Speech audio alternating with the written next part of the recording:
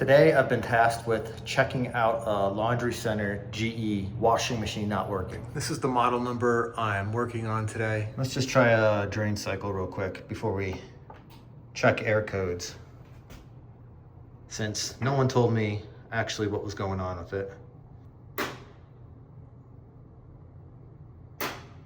Door lock is not engaging.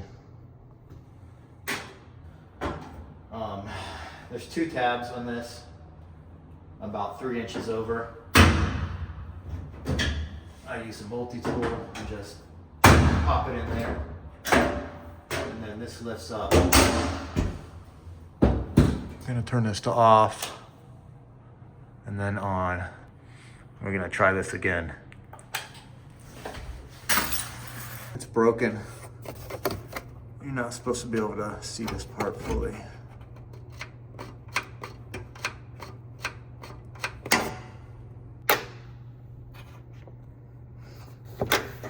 Try it. See if that does it. So as soon as I pushed down on this, it sensed that the door was locked. And we got the light saying it's locked. I'm gonna go find another lid lock switch and swap that out, see if that works. If not, this door might be bent to where it's not pushing down on the lid lock enough, but the physical observation of the lock appears to be broke. And the reason that these lid switches break or bust is because tenants treat these washing machines like they are commercial washing machines, where if they put in a blanket, they put in blankets and towels and they don't evenly distribute the weight. So the machine just bangs around and eventually it takes out the lid lock or the lid switch or both. But front load washers come with their own set of problems. Those are definitely not tenant proof either. It's just educating the tenants on how to use the washing machines to be efficient and wash their clothes at the same time, not break our machines. But let's swap out this lid lock. Going to turn the power off to the Laundry Center. Remove these two Phillips head screws.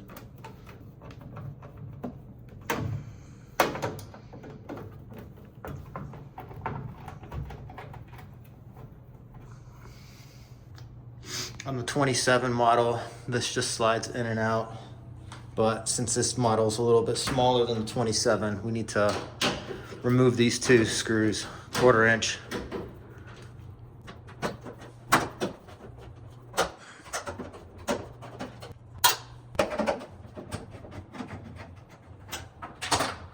Also need to remove these two Phillips head screws. And this will also give us access to our tech sheet.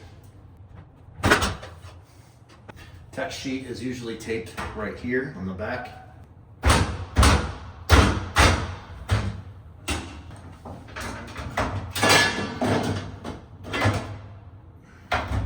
There's a loose piece in there.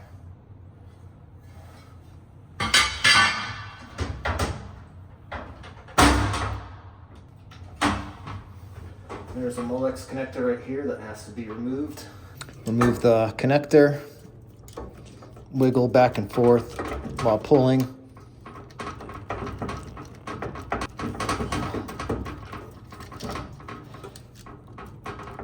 Man, that's really in there. I'm gonna use a small flathead and leverage it up.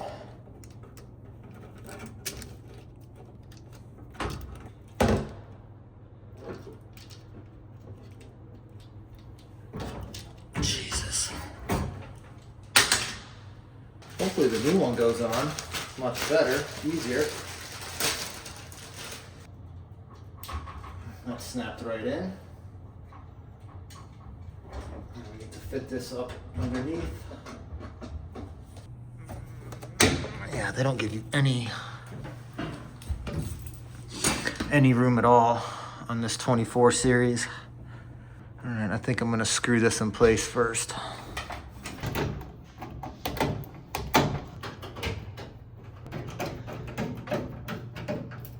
see if this does the trick or if I have to adjust this latch.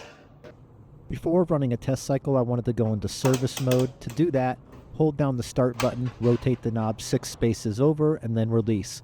Then all of the lights should start dancing. This is going to mean that you're in service mode. And I just wanted to check the error codes before I cleared them to make sure that nothing else is going on. If you move the dial one over to the right like I did there, number 1 is fault codes, hit start, and it will display your fault codes. Now this is binary digits right here. So I write down the flashing ones with an X and the non-flashing with an O. I'm going to cycle through the start codes by hitting the start button and recording the binary codes that it's given me. Just as soon as the lights start dancing again, that's the end of the error codes. So from here,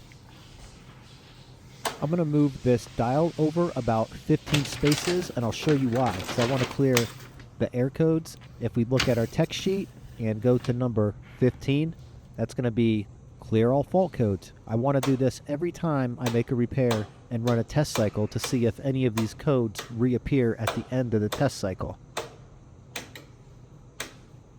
Once we get to that position, hit start, and that will clear all the faults stored in the computer. Now from here, you can see our error codes are cleared. So I'm going to get out of service mode and I'm going to run a full test cycle.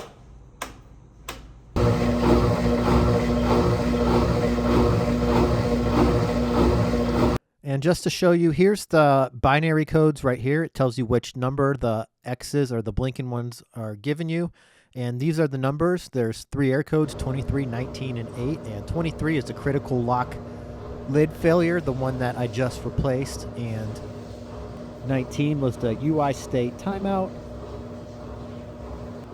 And number 8 was pressure sensor loss, most likely caused by trying to run the washer without turning the water on first.